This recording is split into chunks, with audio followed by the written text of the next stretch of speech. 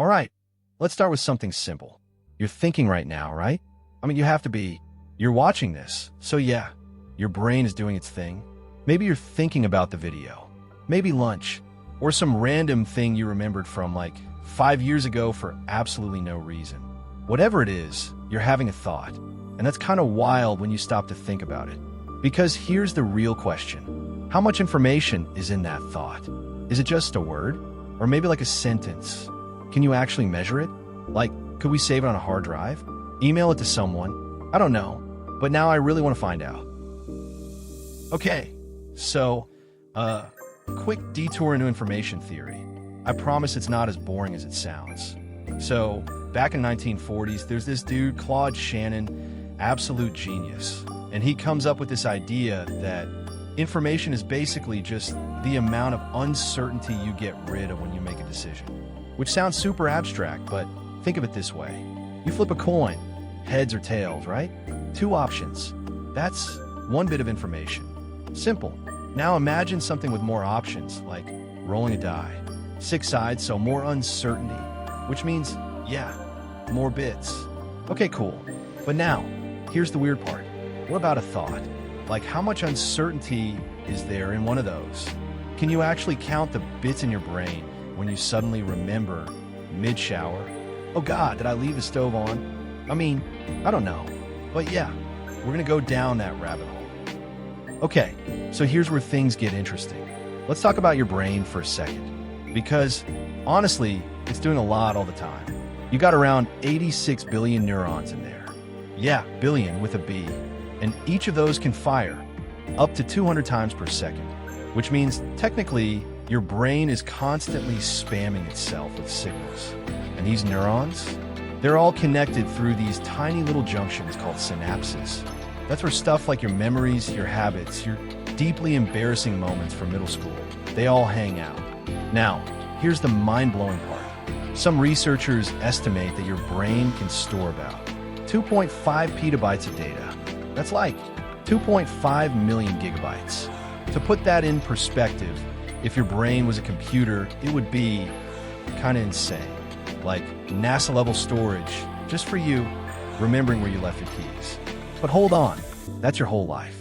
Every song, every face, every weird dream, every single TikTok you've ever scrolled past. So here's the real question. How much of that space does one thought take up? Just one. Let's try to figure that out. And yeah, it's going to get messy. All right, let's try to measure a thought. Let's pick something super simple. Like, I'm hungry. Cool. Now, if you save that as plain text, that's like 10 bytes. Basically nothing. You could store that in a toaster. But here's the thing. When you actually think, I'm hungry, it's not just the words, right? You might be picturing food, maybe pizza, or sushi, or, I don't know, that one leftover you're probably going to regret eating later. There's images, smells, maybe even that low-key feeling of, why didn't I eat earlier? So now it's not just a sentence. It's this little bundle of memory, craving, and emotion. A whole vibe, really. Psychologists say we can hold about 7 things in our short-term memory at once. Give or take. Some people manage 8, others barely 2. So maybe that thought, I'm hungry, actually involves 7 mini chunks of info. Each one probably carrying a bit of data, like visuals, feelings, and that memory of your favorite snack. Now here's where it gets wild. If you were hooked up to one of those fancy brain scanners, and they recorded your brain while you're thinking, it might generate hundreds of megabytes of data per second. Yeah, per second. But the weird part? That's not even your thought. That's just the noise your brain makes while you're thinking. Thoughts aren't really stored like files. Your brain's more like a jazz band. It just replays patterns on the fly. No playlists, just vibes. All right, so now I'm wondering, if we're this messy when we think, what about AI? Like, can AI actually have a thought? Or is it just faking it really, really well? Okay, here's how it works. Let's say I type, I'm hungry in a ChatGPT or whatever AI. It doesn't understand what that means. It doesn't picture food. It doesn't feel hunger. It's not like dreaming about fries. Instead, it just turns that sentence into numbers.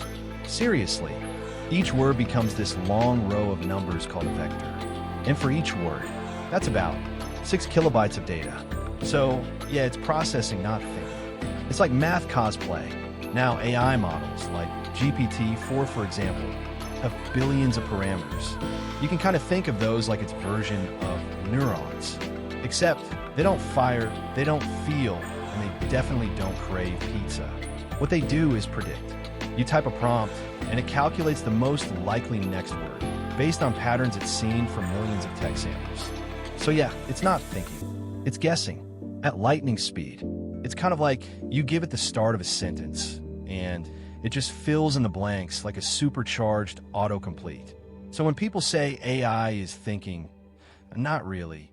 It's not having a thought. It's just imitating one. Okay, so here's the next obvious question.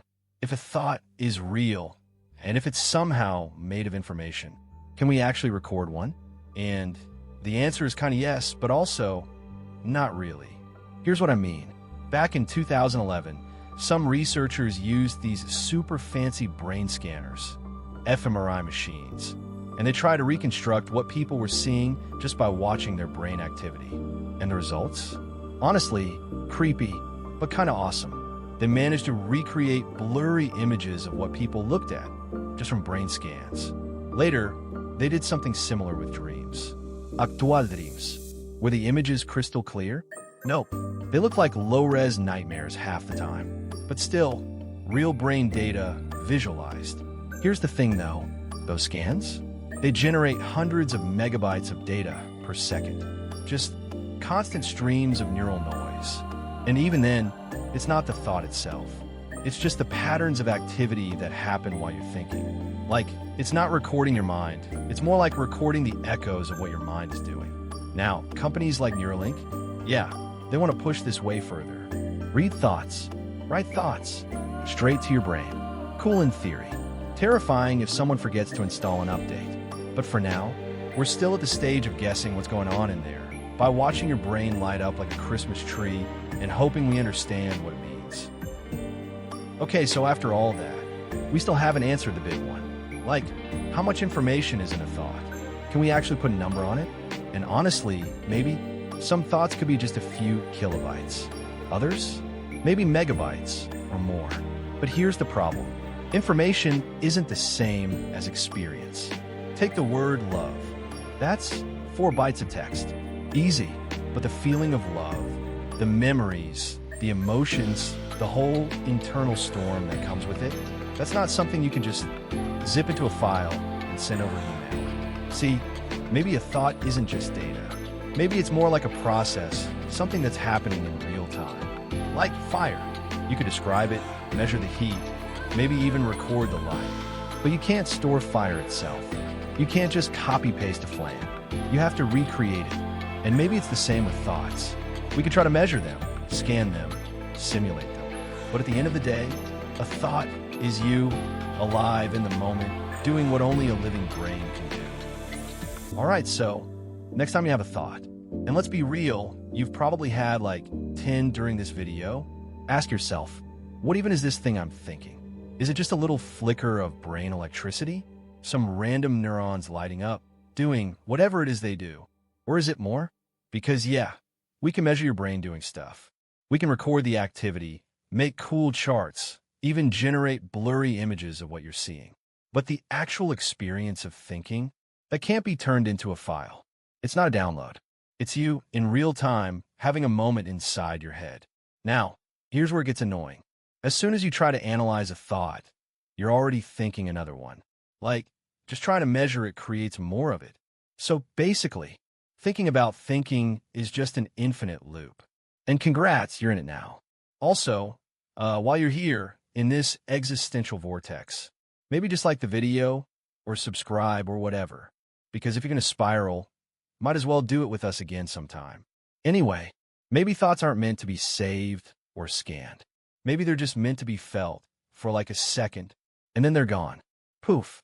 So yeah, now I'm thinking about whether this even made sense. Which means, it's happening again.